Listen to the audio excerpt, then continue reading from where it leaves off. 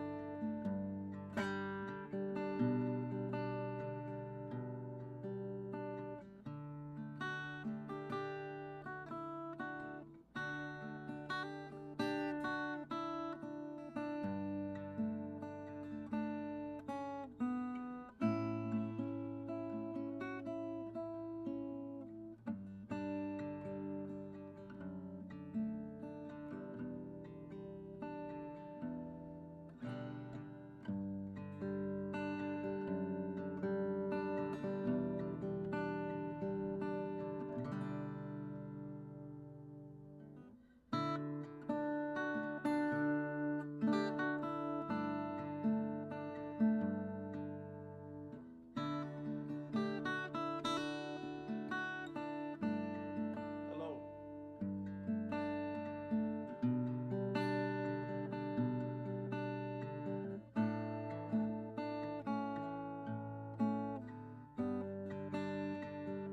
We're about to start.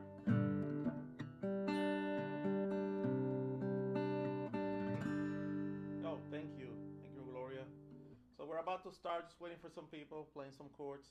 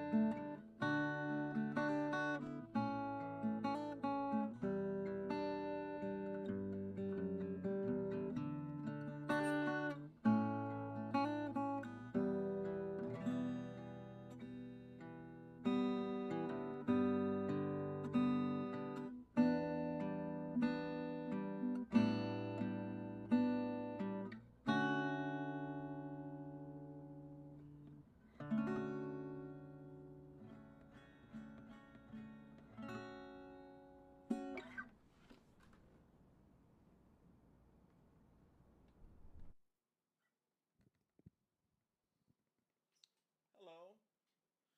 Welcome to my show, podcast, whatever you want to call it nowadays. This is Coffee and Chords. It's a show about guitars, music related topics, whatever you want to talk about. Mostly guitar stuff. I don't want to. I don't want to give the promotion to the brand that has the the mug. So, um, I drink coffee and I talk guitars. So yeah, I've been out for a while doing some family stuff. Um, so I have a family member,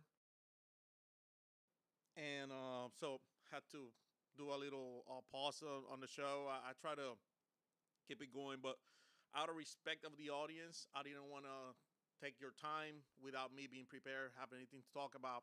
So I'm here, and we're back. Lots of things have happened in the guitar industry and guitar topics in our little corner of the internet over here, or the world. But first of all, I want to say my heart goes out to the people of Venezuela. On June 24, there was a devastating earthquake on the city of Caracas, and it's adjacent territory. There's a lot of people who has been found unfortunately deceased, and there's still people that haven't been found. Between them, there's a rock band um, called Dies, or I mean, I don't know how to pronounce that. I don't want to be disrespectful.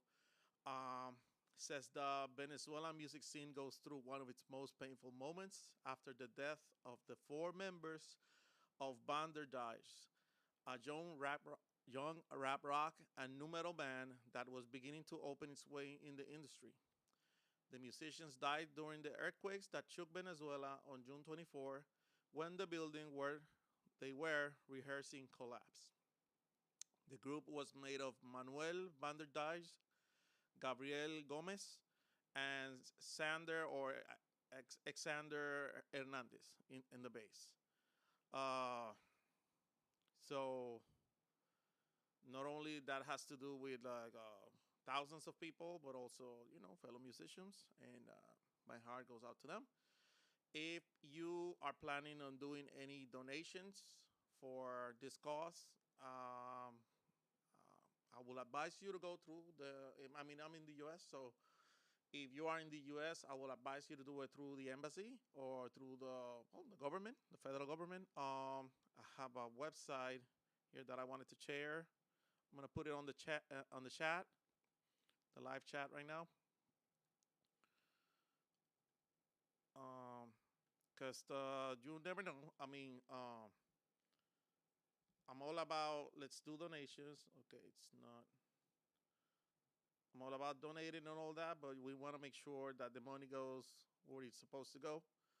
Um, and that's the embassy, the U.S. embassy in Caracas, Venezuela. So they should be the ones um, more apt to deal with that and take donations.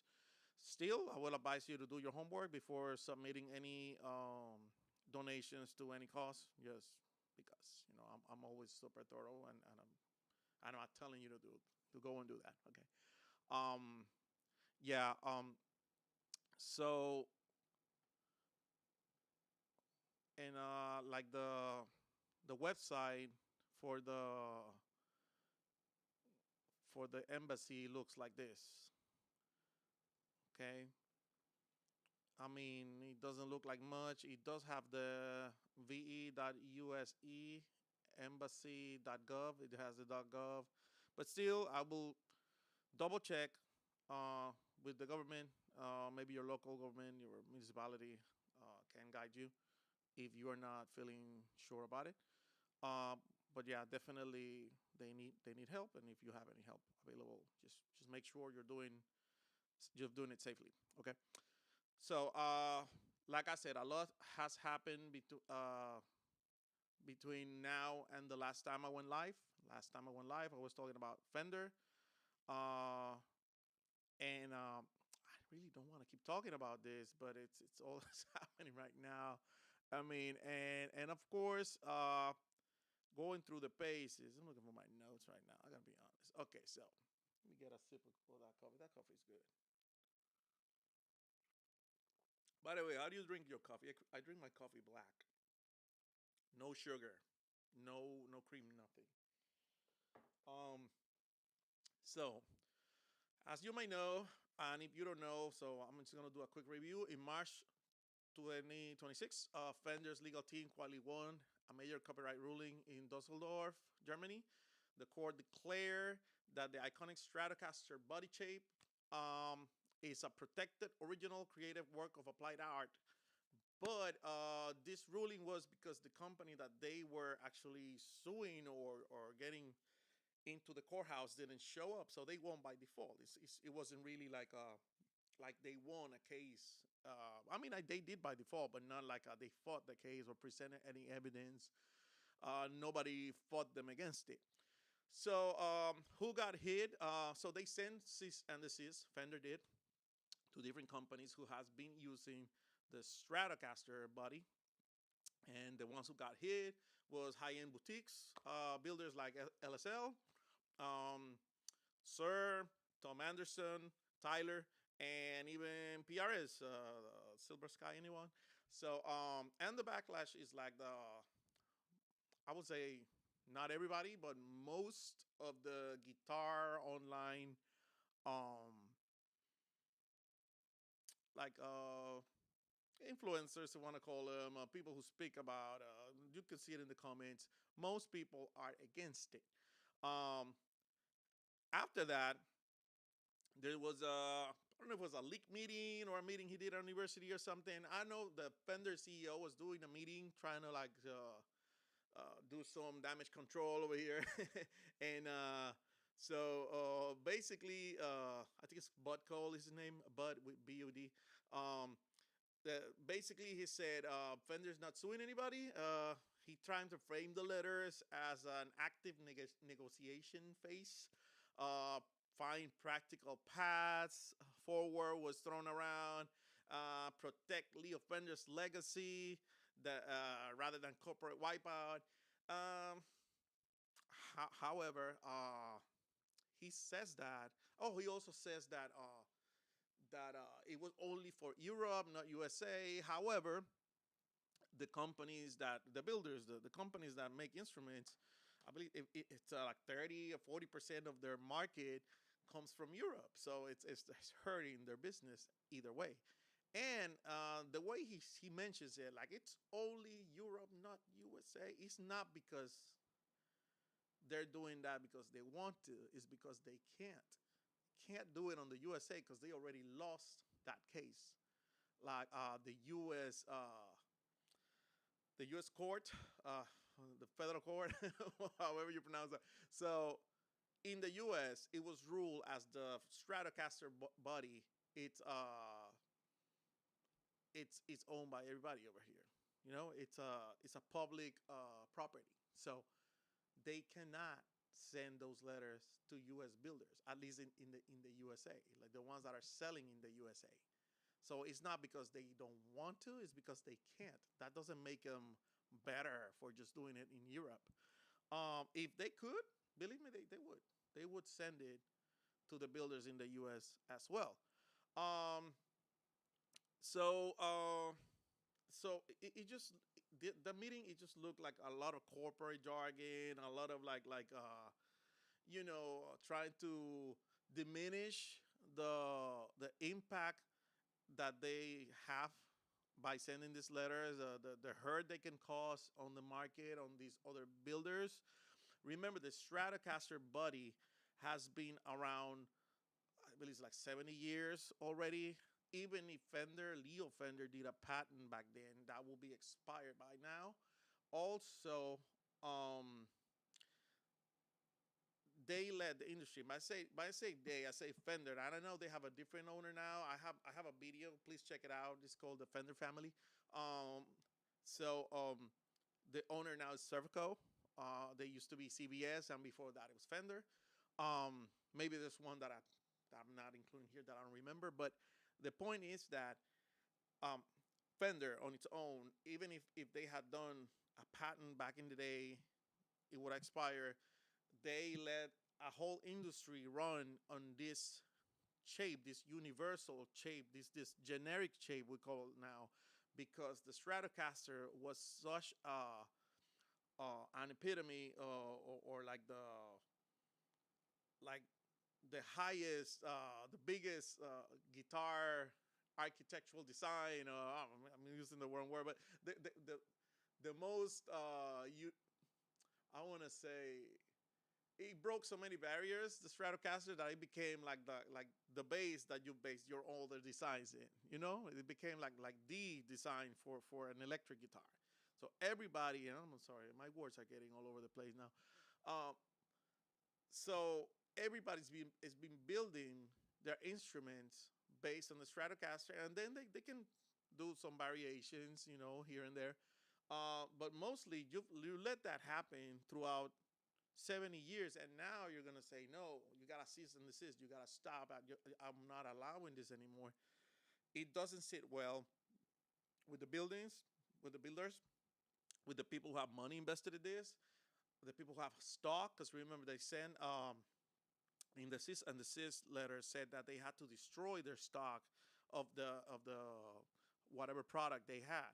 Uh, Buyers, us, we don't like that. It sounds terrible.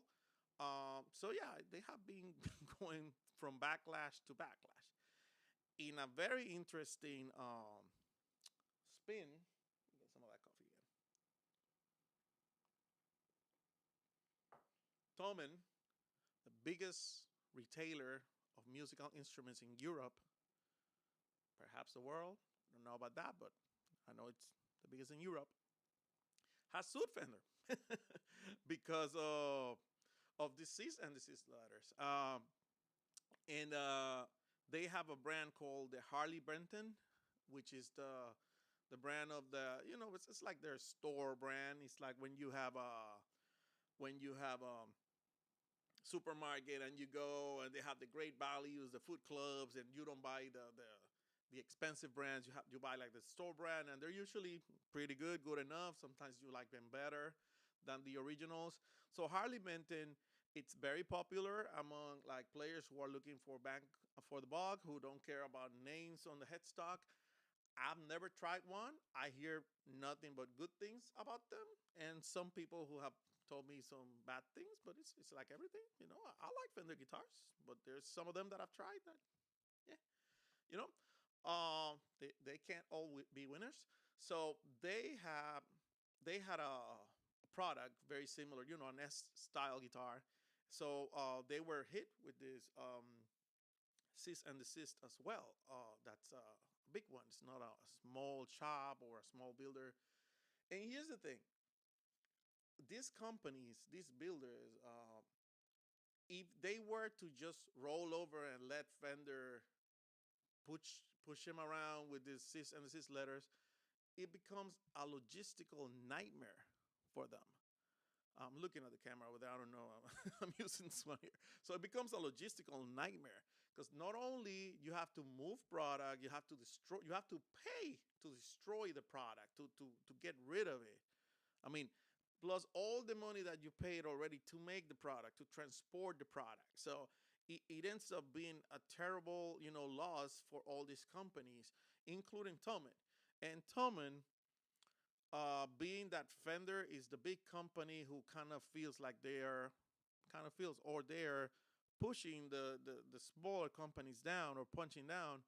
Thomann, being a big company as well, said that they're gonna sue Fender. They wanna sort this thing in court for once and for all. They can either use it or don't want to hear about Fender anymore, threatening them.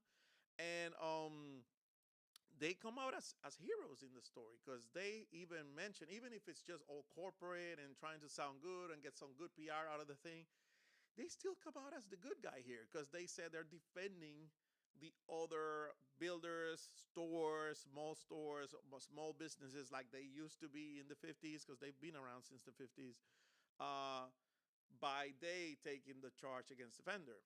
I'm going to read some of the letter that they sent.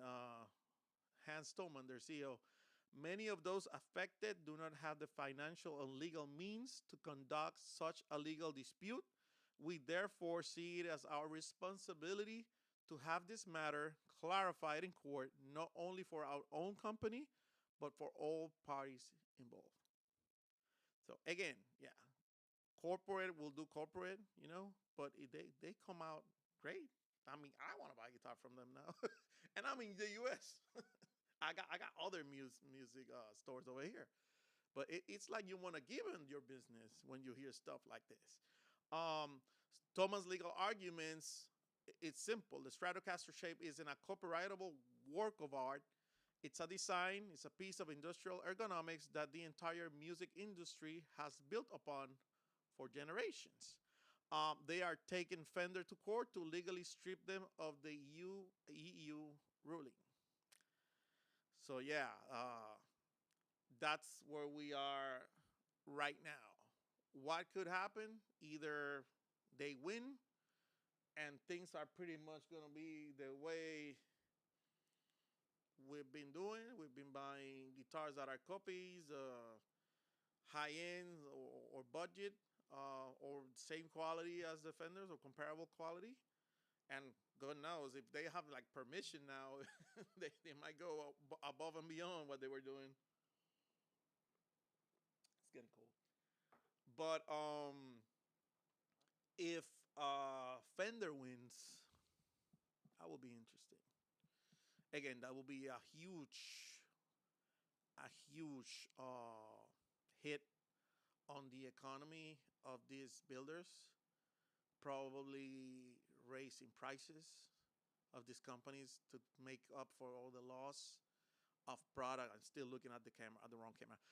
To make up for the loss of the product they have taken. If Fender wins, make them destroy the instruments.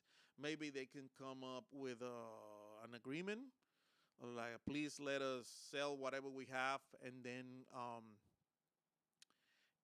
we will stop building S-type guitars. Um, who knows? Maybe they can come to some sort of agreement. I'm pretty sure Fender will be open to some sort of compensation in the form of maybe like a license deal. Who knows? Who knows? Talking about products, I'm not sponsored or anything.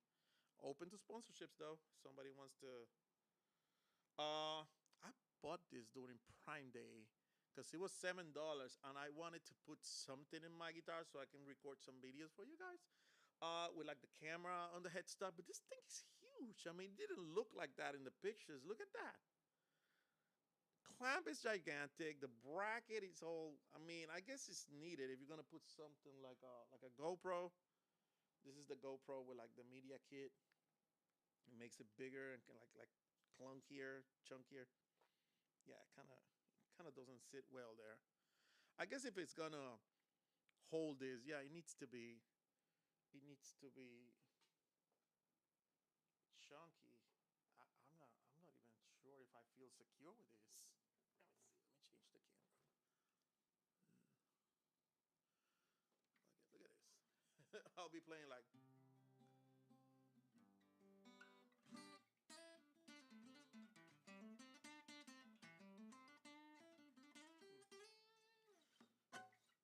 So I mean, who knows? I mean, it just looks chunky. Look at that. It looks huge. It looks too big. I don't know. It makes the guitar very top heavy, very you know heavy on the headstock. It changes your dynamic of playing. I'm gonna start complaining. Maybe I'll use it with a foam, which is lighter. Eh, I don't know. We'll see. So that's that. Also, it looks like the Gibson CEO quit. Is the Cesar Gaikian something like? I'm sorry, I'm terrible with the pronunciation of this. So Cesar quit Gibson, which was Fender's CEO. Supposedly he's not quitting the company, but he's moving into a strategic advisor role, whatever that means. Maybe it means guy in charge behind the curtain, like the Wizard of Oz. I don't know. Um, there's gonna be Ann Rojosi, who is Gibson Chief Commercial Officer and former executive at Levi's and Nike. He's taking over as interim CEO. Uh, and some corporate shifts are expected. Geiken's departure is surprisingly amicable. Like people like Slash have talked great about him, saying that he like helped the company on the time that it was by the time that it was like a bankrupt and helped to make better quality. I remember a time that people just didn't even want to use Gibson guitars. They were talking like the quality had gone down. I did saw some of the faded models, the beginner ones, the first ones. I had one, the SG. That guitar wasn't right. That guitar had like issues in the neck. Like you could tell, like the binding was off. The the neck. Again, that was a cheap guitar. It was supposed to be a very cheap guitar for Gibson. For Gibson standards, but still, I mean, if you want to keep a good name and quality, you don't put a product with that with those damages in outside, in the wild for sale. I'm trying to say, like I remember that guitar, and we're talking about maybe what 20 years ago. Damn, I'm old. So that guitar was like $600 or $580, something like that, about 20 years ago. So or more. So it's not like it was super cheap either. We're talking about Epiphone prices here. We're talking about even today you can buy. Let's just take Harley Benton for example. I'm pretty sure you can tell me, oh, Harley Benton can give you a great quality guitar for that price, right?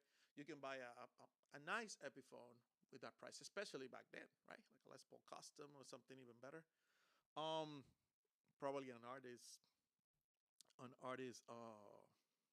version of a guitar. Not that I care that any artist sign up on it, but usually like they used to build them a little bit better when they were like an artist version, um, like a signature model.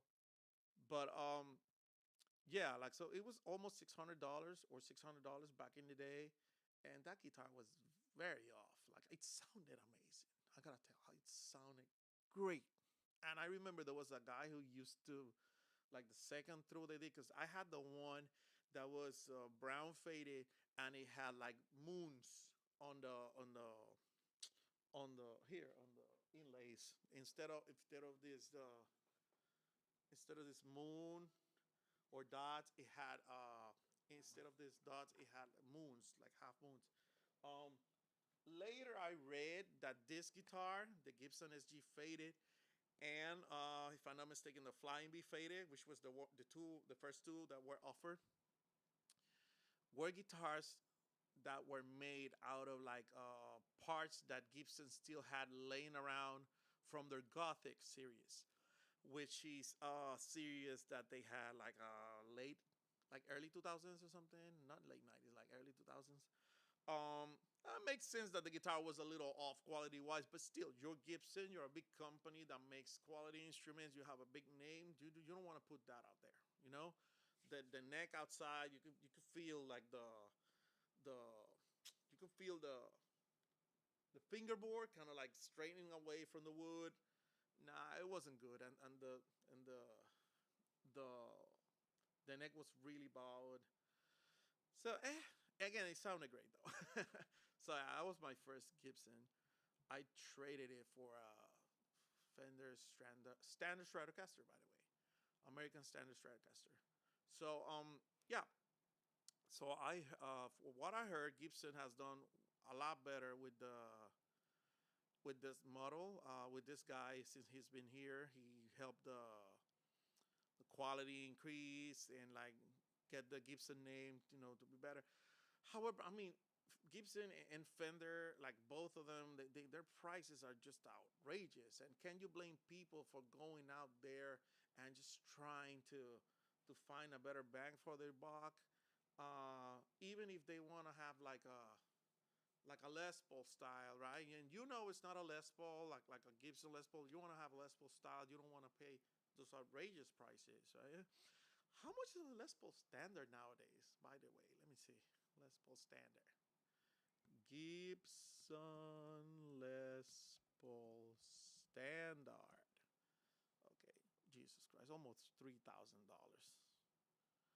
Almost $3,000. I want to show you. I mean, you have the internet, you can check too, but look at that. Look at that. Okay, this is like a sale here, the black one, but you see 2,600, 2,800, $3,000. It's too much money, man. Too much money. And then when there's something wrong with it, people be like, "Oh, I mean, there's nothing perfect, but you're charging me $3,000, plus tax." By the way, it's too much money. Um, I do agree that maybe the builders should be a little bit more original with their models, like not just be a flat out copy. But they're standards for a reason, like the S shape. And if Fender wins this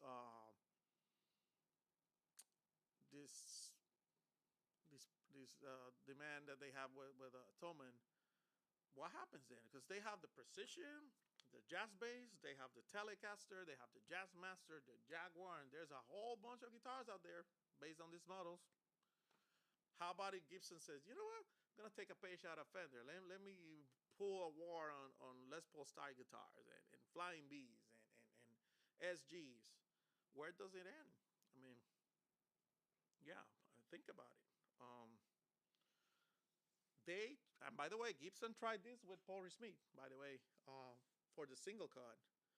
A guitar that I will argue didn't resemble the Les Paul as much as other guitars did back in the day. It was just that they're getting their butt kicked by PRS, Still looking at the wrong camera. They were getting their butt kicks by PRS and they had to sue them. And PRS stopped doing the single cut for a little while there. But, as you know, the single cut is on sale right now. I will say, I mean, out of experience, the McCarty model, even if it's not the single cut, it does kind of gives you the Les Paul vibe, more than an actual just single cut PRS, because they have a different, the wood is just not the same. It's not the same thickness. Doesn't have the same thick sound. It has like the PRS sound. Now the McCarty gives you that kind of like Les Paul type of sound. So take it as you will. Take it this information as will. And again, I just wanted to do something, go live. Haven't done it in a while. Say hi to the community. Appreciate you. Check out my video. It's called the Fender Family Brands. Let me see if I can show you here. Check out my video. Take that information as you will. I'm not saying to boycott Fender. I'm not saying to not boycott Fender. I'm just informing you with this video what companies belong to Fender. Oh, my name doesn't even come up when I search it. Huh. That's funny. Oh, I misspelled it. I misspelled my own name. That makes sense. Okay, so let's go here. Okay, so that's my latest videos. Call it the Fender Family Tree. Please check it out. It tells you all of the companies that are owned by Servco, Fender's owner, in musicians, because they do have a lot of other businesses. It's a huge company. This talks about it's kind of like a review of one of my podcasts. And this one I talk about like the Stratocaster copies that might be even better than Fender, or just as good. So yeah, just check it out. Um, some of my favorite guitars that are with a S style body, I would say the Yamaha Pacifica. Don't sleep on that guitar. That guitar is awesome. You know why? I'll tell you why. Because it's not an exact copy of the Stratocaster guitar. You could say it's an S style, but it's its own thing. It feels different. It gives you a different vibe, a different sound. It doesn't even give you the Stratocaster sound. So if you're looking for the Stratocaster sound, that might not be the guitar for you. They usually come in a single humbucker, which is one of the best configurations you can get for a guitar. One of the most versatile ones. Um, I have one. It's a great guitar. The only caveat that I have against that guitar is I think the neck is too narrow. I mean, at least for me. I haven't tried the newest one, the Pacifica. Let me see if Yamaha Pacifica that came out like 2 years ago. The Standard Plus, I think it's called. Oh man, that guitar is beautiful. Standard Plus. Okay, here it is. I haven't seen this one. Oh, this guitar looks awesome. It looks very different than the previous model. It looks very professional, like a very professional instrument. It's one of my favorites because it's not trying to be a Fender Stratocaster. I mean, it's just taking the shape and going its own way, right? So that's why it's one of my favorites. And this is the old style, the model, and this is like the inexpensive one. Not the most inexpensive one. They have one for like $100 and something, less than 200. And this one, a lot of people have this one. It's a great starter guitar too. So that's one of my favorites. They have, as you can see, they have a Telecaster looking one too. Well, yeah, Gibson Les Paul. If you're talking about something that's similar to Gibson Les Paul, I like Epiphone. I mean, it's owned by Gibson. It's because again, this is not about sticking it to the man. In this case, it's like getting the bang for your buck. I like the Epiphone ones. There's a lot of Epiphone guitars that are pretty good. I mean, a lot of people throw hate for them. I don't know why. I like them. Again, so you gotta check them out. Maybe one of them that you tried wasn't as good. But I mean, I don't know how many Epiphone guitars, and they're nice. Also, I'm a big fan of the PRSSEs. So I had at some point the single cut, good guitar. I actually own a single cut right now, but the one I have is closer to like the custom 22 because it's slim. But yeah, like the McCarty style is pretty cool if you want to have something that's not Gibson. There's this brand called CMG, is it? Curtis Mitchell guitars. They're from Georgia, and again, nobody's paying me for anything. The CMG guitars are made in Georgia, USA. They're great guitars. They're not that expensive. They still, you know, I'm looking at their website right now, and they still haven't gone up in price that much. However, these guitars, let me show you the website. However, these guitars, you will not see them at Guitar Center like new, at least not now. And you're not gonna see them in like retailers. He says he has 40 dealers in the U.S. That's not a lot. I mean, it's a small shop. I talked to the guy once because I wanted to make like a custom one for me. I have one. I purchased it used though. Really nice guitar, like a really nice guitar. It does not have like the binding or the inlays and stuff. If you're going for like $1,000, if you pay a little bit more than that, you can get with the works. Yeah, you can talk to him and he'll make the guitar for you. Uh, and again, it's a made in the USA guitar. Great bang for your buck. I will actually get this over like the Gibson tributes ones that I've seen. Don't like them that much.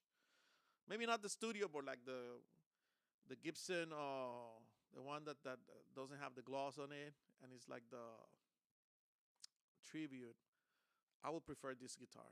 Like it feels more, you know. Um, definitely. Um, The bad thing, if you're not in the US, I don't even know how you can get one. Maybe reverb, and then you'll be buying from Fender because Fender owns reverb. Sorry. So yeah, I mean, but there's plenty around. Yamaha makes again with Yamaha, but there's more people. Harley Benton makes some single cut guitars. Everybody makes a single cut guitar. So yeah, nothing comes to mind right now. It's just like Gibson. I like Gibson. I like Epiphone. You know that style. But yeah, uh, there's plenty of brands out there making. Can you hear the train? Making single cut guitars a la Gibson. If you're angry at Gibson or whatever, which I don't know why you would. But anyways, yeah. So I don't know. What are your thoughts? If you want to leave any comments on what's been going on in the music industry, anything that I don't know about, let me know over here. If there's anything that you would like me to talk about here, and then join me. I know I didn't do this ahead of time. I didn't let you know. Just like 10 minutes before, I put a post, and I haven't done it consistently, but I will. And I appreciate you being here, the ones that came by and listened to me. If you want to leave a like or subscribe, that will help the channel greatly. Appreciate you. Have a great week. And I don't know, just keep on rocking.